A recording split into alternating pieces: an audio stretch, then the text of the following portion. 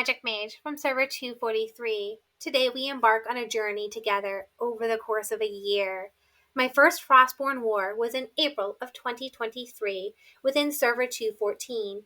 I still remember my mentor at the time being so disappointed to be assigned the color pink and their disdain for this color and declaration of, "Oh great, we got the worst color of the game." It still sticks with me today. It was this game I also received my first avatar frame and chatterbox as a gift from a leader within a friendly server we chose to align with. I had no idea what the game was about, but New Lords prepared months in hopes to capture Yamar and declare a win for their server when I first entered in 214. I've seen members migrate to another server to secure a win within the Frostborne Wars. Over the year, these wars have resulted in me observing excitement, joy, fun, sorrow, disappointments, transgressions, arguments, distrust, leaders turned rogue, deceit, sabotage, mistakes resulting in great losses, hopes, dreams, reaffirmation of friends, members reconnecting, enemies turned allies, and everything in between. I learned how to place a thermal tower, the benefits of removing enemies from a thermal tower, seen changes in the times required to destroy a tower, and the adaptation of how these towers can be utilized for an alliance. I observed changes in time for when these battles begin and changes in the number of servers one will face. Limits to allies an alliance could appoint, and I've played against servers where there have been 3 strong alliances, Holy Whales and Chaos Whales. I've created a soundtrack to the battles, named towers to build commodity, felt a deep loss and disappointment when things just didn't work out right. I've experienced members choosing to lose all of their troops to gain one more city and for it to be successful. I've also seen members put everything they had into capturing a city and fail seconds before they were able to obtain this win, or for an enemy to come and engage in a battle to prevent them from being able to reclaim that gate. I have seen the games extended for days and ended early. I've had my main account called a farm and also looked upon as strong. I've seen great parking worthy of pictures and some that look like a Picasso picture.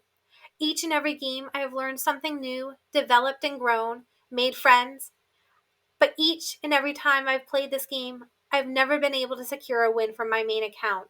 That is until I joined server 243 for my 3rd time entering season 2. I hope you enjoy this momentous occasion as I join new friends and friends of old as you look on and we proceed to capture Yamar to secure this Frostborne win. Hello, Infinity Kingdom. We're here in the end of the KVK battles for server 243 in season 2. Within our battle, you'll notice that we have done fairly well with capturing multiple locations within this KVK war. It was a little difficult because we only really had one opponent. While they were active, their activity was a lot less than ours. And to go into our next round, to take some of our cities, you'll notice most of our cities here in our Outer Banks are all from our Cove 2 and Cove 4 alliances, which are our farm alliances. And that was just to allow us to maintain some territory and show that we had some possession of the map while we were entering into zone 2 and 3. So we're going to begin our attacks here. It's going to just make that a little bit bigger. There we go. An attack here. Attack. I have almost no speed ups or any more of my farm resources to heal and train more troops. That sadly makes things a little bit more difficult, but I'm hoping that with teamwork, we really will be able to achieve this. We do have quite a large alliance here helping everyone out, so that makes things a lot easier. So you'll notice I'm actually attacking with 2 accounts. I'm attacking with my main account and my alternate account, and there's a reason for this. My main account, it doesn't do so wonderful when I am attacking the wall. My 2nd and my 3rd marches are really actually fairly young and just put together and weak.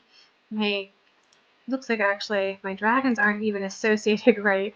Let's edit these units here when they come back. We'll take an attack with that unit there, and now I can edit my other two. Don't know how that happened, so we'll take and just make sure the right dragons are with my troops. That might help a little bit more. Let's throw you on there too. Alright, we're doing well. I normally like when I'm watching this to make sure my clock is staying above 10 for taking the wall, because that means we have enough time for those garrisons without needing to use too many speed ups. Once I get past this wall, I'll actually change out my castle skin. I use the death skin on the walls just because, like I said, my troops aren't the best for taking down the wall. I incur quite a few deaths, and the damage I do is minuscule. So I really try to keep my troop deaths down because I can then use more of my troops on the garrisons, where I actually do excel a little bit better than I did if I were just to be using my troops on my main wall here. So we keep that going here. I am going to refill occasionally on a couple of these just to keep them alive. It does help. My other account is in the 4th row, so it comes back a little slower, but it works for timing fairly well. And I always make sure I try to keep my military tactics on as well. While I do know some alliances might take and assign markers on where everyone should attack first, because we have so many larger players, we actually do try to disperse ourselves and make sure that attacks are equally dispersed, as it allows for us to claim more of these markers faster. My slower marches, I always try to pick the biggest numbers to be taking, just because it means it has time by the time they arrive to actually take that marker or make a hit, because it is using some action points there. We're going to take this fairly quickly. There we go. So as you can see, we really did a great job taking this. Well, we have a fairly large group that we can participate with, and that really does make a significant difference for us. In doing so, we also were able to claim some more Alliance Chronicles here too. We should have this unlocked, so because we just captured Yamar, we'll get these points after system reset for ourselves. Now you're going to want to actually look at that last chronicle, and you'll notice that we took the city before that last chronicle was unlocked. And there's an important thing to make note of this for. And what I want you to pay attention to is if you were in a server with more than just one alliance or one kingdom that was actively involved in your KVK or Frostborne Wars, what you'd be able to do is after a short period of time, drop that city, or at least have, once the bubble is released, your alternate alliance be able to attack Yamar, allowing them also to achieve this chronicle before the system reset occurs, allowing them to actually get reward points too. So if you're able to complete the chronicles up to that point where you're allowing that countdown clocker to begin, you've been able to have the shield drop from Yamar, you'll actually be able to share Yamar in those last reward points for anyone who's capturing Yamar. It's a really important thing to know, because we want to make sure if you have multiple alliances and multiple kingdoms that are actively involved in your server, that they're able to obtain these rewards additionally. Now, capturing Yamar and winning this KVK is a really big monumentous event for many individuals within my server. So there are a handful of individuals who have never actually won a KVK or a Frostborne War, particularly even getting into Zone 2, let alone Zone 3. To capture Yamar, you do need to make sure you have obtained one of the cities that are going to be in Zone 3. That allows you to be able to occupy Yamar itself. So if you haven't obtained one of these cities, you will not be able to capture Yamar. So if you are playing KVK for your first time and are looking to capture Yamar, make sure you're receiving one of those outside cities to be able to do so. And these outside cities provide you with some significant rewards, a lot more than if you were to be in a level 14 city or even a level 13. Now, ours, the KVK Frostborne Wars, are in season 2. Rewards do change, and the difficulty of capturing the cities and the level of the cities actually increase as you progress throughout the game. So while my season 2 is level 14 and 15 for Yamar, when we get into season 3 and then into Conquest, those cities are going to become more and more challenging. So make sure you're developing as you're growing with your server in each season to ensure that you are able to capture these cities. And as you can see, it did take a rather large alliance and everyone's cooperation and involvement to be able to obtain Myanmar. To capitalize on the rewards, our server has decided to extend the Frostborne Wars by dropping the city Yamar and recapturing it. We've made sure we dropped the city after rewards were issued, but before that 24-hour mark. Unfortunately, some of our members did decide to donate to Yamar, which did reconstruct some of those garrisons.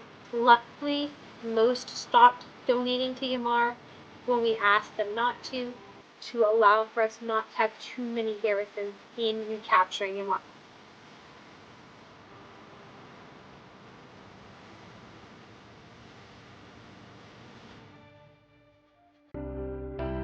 Time stretches on, we get a glance and then it's gone. But miracles happen every day. Don't waste a minute of this life while you are in it, thinking you just don't have what it takes.